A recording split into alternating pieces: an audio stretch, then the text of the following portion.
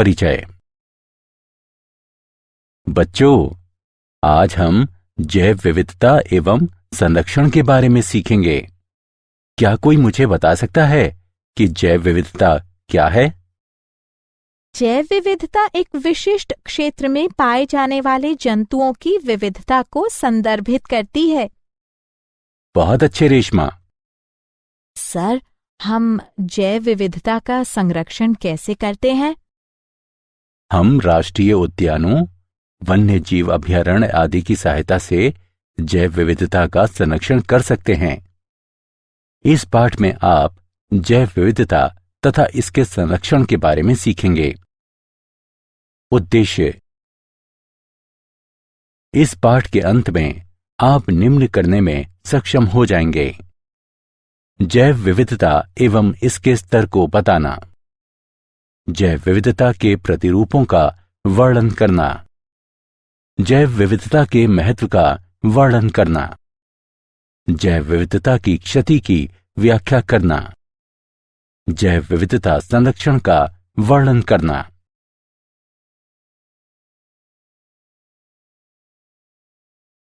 जैव विविधता। जैव विविधता को दिए गए समय में दिए गए स्थान पर विभिन्न प्रकार के जीवों की विस्तृत श्रृंखला के अस्तित्व के रूप में परिभाषित किया गया है। जैव विविधता में 3 सोपानिक स्तर शामिल हैं: आनुवंशिक विविधता, जातीय विविधता और पारिस्थितिकीय विविधता।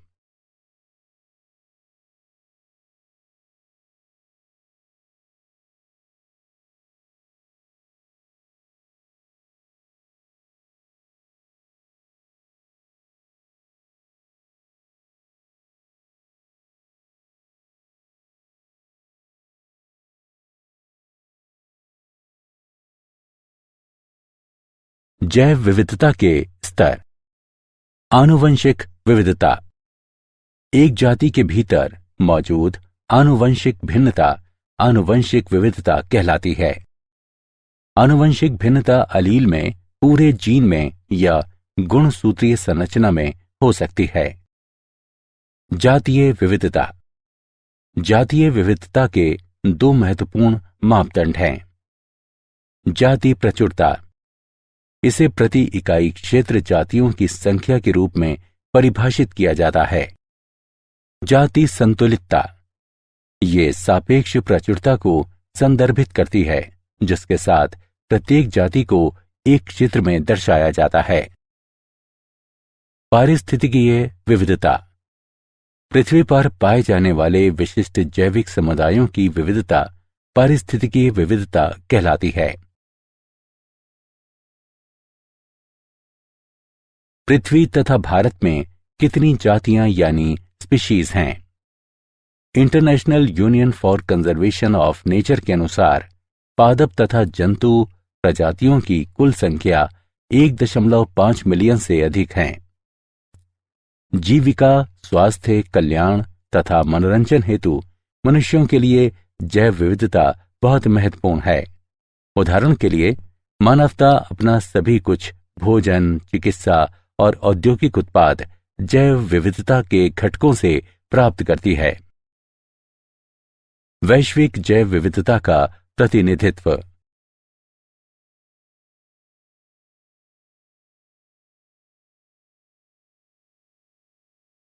भारत में जैव विविधता। संसार के 12 महाजैव विविधता वाले देशों में भारत भी एक है। भारत का भूमि क्षेत्र केवल विश्व का केवल 2.4% है। इसकी वैश्विक जातीय विविधता 8.1% है। भारत में पौधों की 45,000 जातियां तथा जंतुओं की 90,000 से 1 लाख जातियां हैं। वास्तव में अभी कई जीवित जातियों की खोज तथा नाम दिए जाने की आवश्यकता है।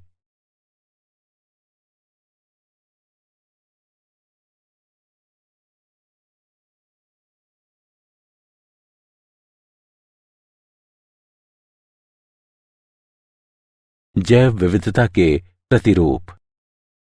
अक्षांशीय प्रवणता। जैव विविधता पृथ्वी पर एक समान नहीं है। ये अक्षांश या ऊंचाई में परिवर्तन के साथ साथ बदलती है। जब हम उच्च अक्षांश से निम्न अक्षांश की तरफ बढ़ते हैं तो जैव विविधता बढ़ती है। शीतोष्ण क्षेत्र में पौधों के लिए लघु वर्धन काल के साथ साथ कठोर जलवायु होती है। दूसरी तरफ उष्ण कटिबंधीय क्षेत्र में वृद्धि के लिए वर्ष भर अनुकूल परिस्थितियां बनी रहती हैं। अनुकूल पर्यावरण दशाएं जाति उद्भवन के पक्ष में होती हैं तथा अनेक जातियों के अस्तित्व एवं वृद्धि को संभव बनाती हैं। अतः उष्ण कटिबंधीय क्षेत्र में जैव विविधता अधिक होती है।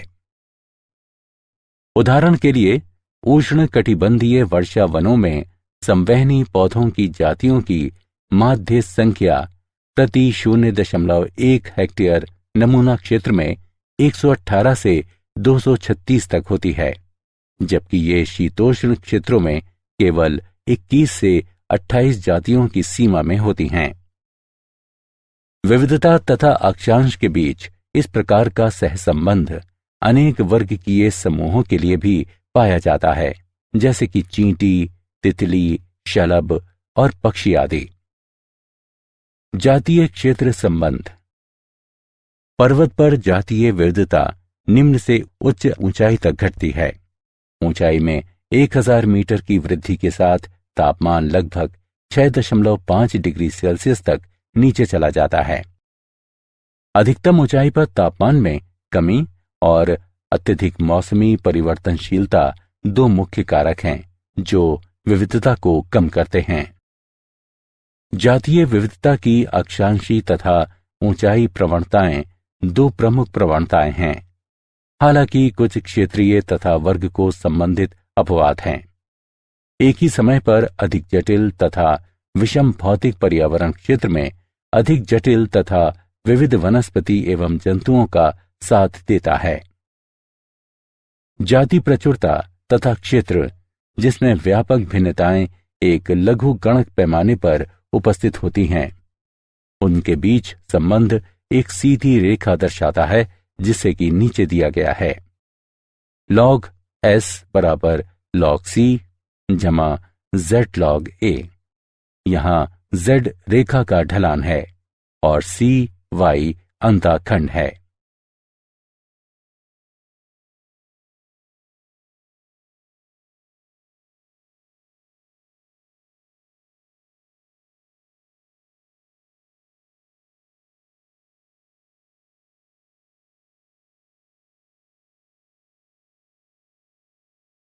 पारितंत्र के लिए जातीय विविधता का महत्व।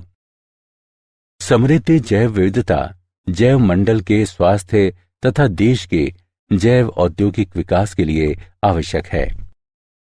जैव विविधता भोजन, दवा, औषधीय, ड्रग, रेशों, रबर तथा इमारती लकड़ी के स्रोत हैं। अनेक सूक्ष्म जीवों का उपयोग मूल्यवान उत्पाद प्राप्त करने के लिए उद्योगों में किया जाता है। आधुनिक कृषि जैव विविधता का 3 प्रकार से उपयोग करती है। नई फसलों के स्रोत के रूप में, उन्नत किस्मों के प्रजनन के लिए एक स्रोत सामग्री के रूप में तथा नए जैव निम्ननी कीटनाशकों के स्रोत के रूप में। पारितंत्र के लिए जातीय विविधता का महत्व। जैव विविधता के अनेक औषधीय उपयोग हैं। कुछ पादप आधारित पदार्थों को मूल्यवान औषधियों में विकसित किया जाता है। मॉर्फिन, जिसका उपयोग दर्द निवारक के रूप में किया जाता है, पेपेवर सोमनिफेरम से प्राप्त की जाती है। क्विनीन, जिसका उपयोग मलेरिया के उपचार में किया जाता है, सिनकोना लेडगेरियाना से प्राप्त की जाती है। जैव विविधता का अत्यधिक सौंदर्यपरक महत्व भी है। पर्यावरणीय पर्यटन, पक्षियों को निहारना, वन्यजीव, जानवरों को पालना, बागवानी करना आदि जैव विविधता के सौंदर्यपरक पुरस्कारों के कुछ उदाहरण हैं। जैव विविधता की क्षति। मानव क्रियाकलाप जैव विविधता के लिए बड़े खतरे हैं। जातियों के विलोपन तथा परिणाम स्वरूप जैव विविधता की क्षति को बढ़ावा देने वाले महत्वपूर्ण कारक हैं। आवासीय क्षति तथा विखंडन, अतिदोहन, विदेशी जातियों का आक्रमण तथा सहविलुप्तता।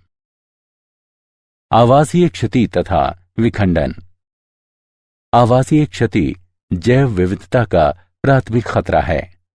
प्राकृतिकवास, जो प्राकृतिक वनस्पति तथा जंतुओं की रक्षा करते हैं, मानव बस्तियों, बांधों, जलाशयों, फसल भूमि तथा चारागाहों में परिवर्तित होते जा रहे हैं। वन उन्मूलन के कारण जंतु आश्रय तथा भोजन से वंचित होते जा रहे हैं। इससे अनेक जातियों की समष्टि घटती जा रही है। वनोन्मूलन के कारण कुछ वन्य जीवों की जनन क्षमता में गिरावट भी आई है, क्योंकि उनकी स्वच्छंद गतिविधि का क्षेत्र घट गया है। प्रवासी जंतु भी वनोन्मूलन से प्रभावित होते हैं, क्योंकि उनके मार्गों में बाधा आ जाती है। आवास खंडन एक पारिस्थितिकीय प्रक्रिया है, जिसमें आवास का एक बड़ा टुकड़ा आवास के छोटे छोटे खंडों में विभक्त कर दिया जाता है। प्रायः इस प्रक्रिया का कारण मानव क्रियाकलाप हैं। अतिदोहन। जातियों का अतिदोहन आनुवंशिक विविधता की क्षति तथा पारस्परिक प्रभाव वाली जातियों की व्यष्टि तथा समूह दोनों की जातीय प्रचुरता में क्षति का कारण है। अतिदोहन में अत्यधिक मछलियों का शिकार करना तथा अधिक फसल काटना शामिल हो सकते हैं। 20वीं सदी में अप्रतिबंधित व्हेल मछली का शिकार अतिदोहन का एक उदाहरण है, और व्हेल मछली का शिकार करने वाले उद्योगों ने व्हेल मछली की अनेक जातियों को अत्यंत निम्न समष्टि आकार तक पहुंचा दिया। मनुष्यों ने समुद्री मछलियों का शिकार किया। समुद्र के प्रचुर संसाधनों के कारण यह कभी नहीं लगता था कि समस्या उत्पन्न होगी। बढ़ती मानव समष्टि के कारण भोजन के स्रोत के रूप में समुद्र की मांग बढ़ी है। विदेशी जातियों का आक्रमण। बाहरी जातियां, जिन्हें उस स्थान पर लाया जाता है जहां वे पहले नहीं रहती थीं, आक्रामक जातियां कहलाती हैं। आक्रामक जातियां प्रकृति का संतुलन बिगाड़ देती हैं। लंबे समय तक आबादित रूप से रहने के बाद बाहरी जातियों के साथ प्रतिस्पर्धा करने में असमर्थ स्थानिक यानी देशज जातियां प्रायः बाहर निकाल दी जाती हैं या मार दी जाती हैं। अनेक मछलियों की जातियां, जैसे कि ब्लू गिल सनफिश और स्मॉल माउथ बॉस, इन दोनों को पूरे पश्चिमोत्तर अमेरिका में व्यापक रूप से लाया गया था, जहां वे उभयचर समष्टियों के लिए गंभीर खतरा पैदा कर रही हैं।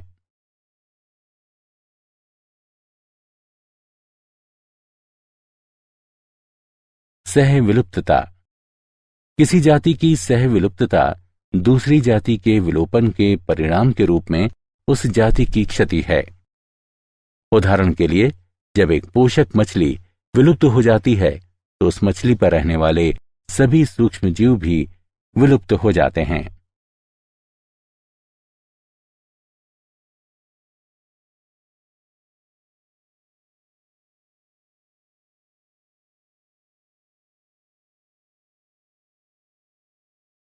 जैव विविधता संरक्षण। हमें जैव विविधता को क्यों संरक्षित करना चाहिए? जैव विविधता जल चक्र का स्थिरीकरण, मृदा उर्वरता का रखरखाव, फसलों एवं अन्य वनस्पतियों का परागण तथा पर निषेचन, मृदा अपरदन के विरुद्ध सुरक्षा और भोजन उत्पन्न करने वाले एवं अन्य परितंत्रों की स्थिरता सहित पारिस्थितिकीय प्रक्रियाओं को बनाए रखने में महत्वपूर्ण भूमिका निभाती है। जैविक विविधता का संरक्षण खाद्य श्रृंखला के अस्तित्व को बनाए रखने के लिए महत्वपूर्ण पारिस्थितिकीय विविधता के संरक्षण को बढ़ावा देती है। ये कई सौ मिलियन लोगों की आजीविका, संस्कृति और अर्थव्यवस्था के लिए आधार प्रदान करती है। यह कृषि के सतत उन्नयन तथा वैज्ञानिक एवं औद्योगिक क्षेत्रों में महत्वपूर्ण खोजों के लिए आनुवंशिक आधार भी प्रदान करती है।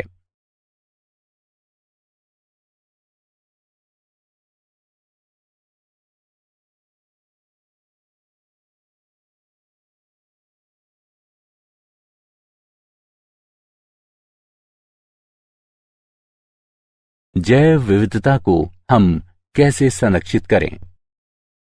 भारत समृद्ध जैविक विविधता वाला देश है और इसने वैश्विक जैव विविधता में काफी योगदान दिया है। भारत फसलीय पौधों की 167 खेती की जाने वाली जातियों तथा 320 वन्य संबंधित जातियों का देश है। विभिन्न जैव विविधता प्रबंधन तंत्र स्वस्थाने एवं बाह्य स्थाने दोनों संरक्षण कार्यक्रमों में शामिल हैं। स्वस्थाने संरक्षण में जंतुओं एवं पादपों की उनके प्राकृतिक आवास में सुरक्षा स्वस्थाने संरक्षण कहलाती है। स्थापित प्राकृतिक आवास हैं राष्ट्रीय उद्यान एवं अभ्यारण्य, जीव मंडल आरक्षित बायोस्फीयर रिजर्व, प्रकृति आरक्षित आरक्षित तथा सुरक्षित वन, परिरक्षण प्लॉट तथा आरक्षित वन। पहली पहल 1936 में कार्बेट राष्ट्रीय उद्यान की स्थापना थी। ये कानून द्वारा पूरी तरह से संरक्षित है। पार्क में जलाने वाली लकड़ी बीनना और जानवरों को चराना जैसे मानव क्रियाकलाप की अनुमति नहीं है। अभयारण्य भी संरक्षित हैं, लेकिन इनमें कुछ मानव क्रियाकलापों की अनुमति दी गई है। स्वस्थाने संरक्षण जीव मंडल रिजर्व संरक्षित क्षेत्रों की एक अन्य श्रेणी है। उस बड़े क्षेत्र को जीव मंडल रिजर्व घोषित किया जाता है जहां वन्य जीवों की सुरक्षा की जाती है, लेकिन रिजर्व के भीतर स्थानीय समुदायों को रहने और पारंपरिक गतिविधियां करने की अनुमति होती है। भारत सरकार ने 7 जीव मंडल रिजर्व स्थापित किए हैं। नोकरेक, नीलगिरी, नमदाफा, नंदा देवी, सुंदरवन, ग्रेट निकोबार तथा मन्नार की खाड़ी। जैव विविधता हॉटस्पॉट जैव विविधता हॉटस्पॉट पृथ्वी का वह क्षेत्र होता है जहां जैविक विविधता बहुत अधिक होती है और आवास क्षति, जलवायु परिवर्तन या व्यापक जाति क्षति के कारण गंभीर खतरा भी होता है। दुनिया में 34 हॉटस्पॉट हैं। भारत में 3 जैव विविधता हॉटस्पॉट हैं। वे हैं पश्चिमी घाट, हिमालय और भारत बर्मा क्षेत्र।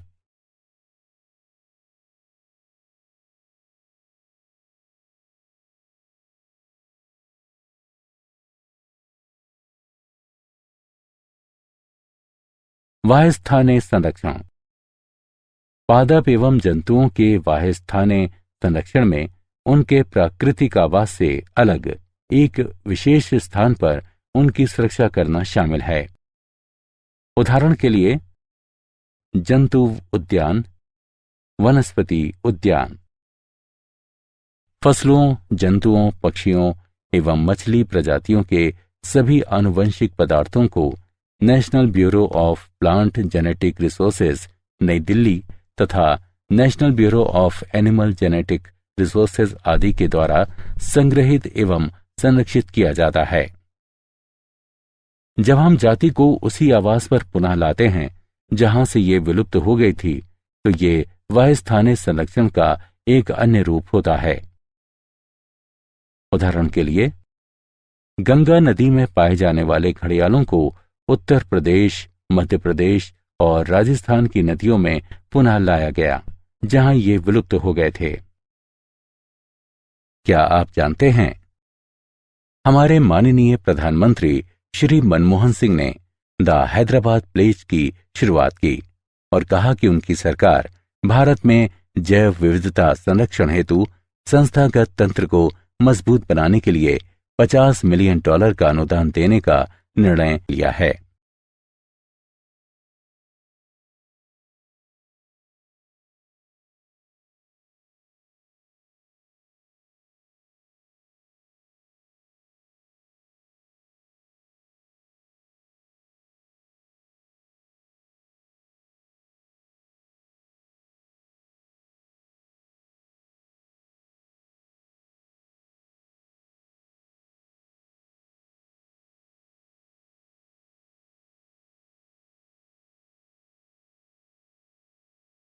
सारांश।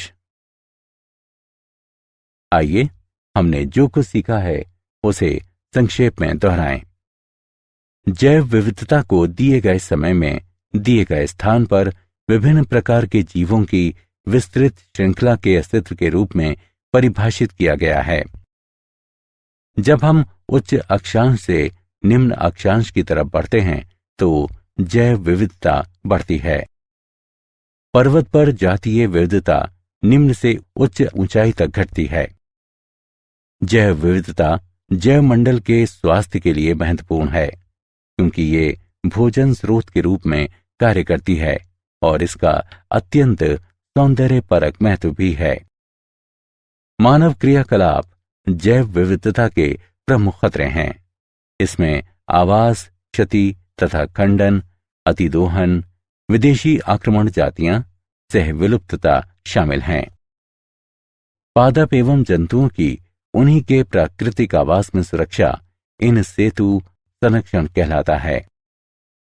पादप एवं जंतुओं के एक्स सेतु संरक्षण में उनके प्राकृतिक आवास से अलग एक विशेष स्थान पर उनकी सुरक्षा करना शामिल है।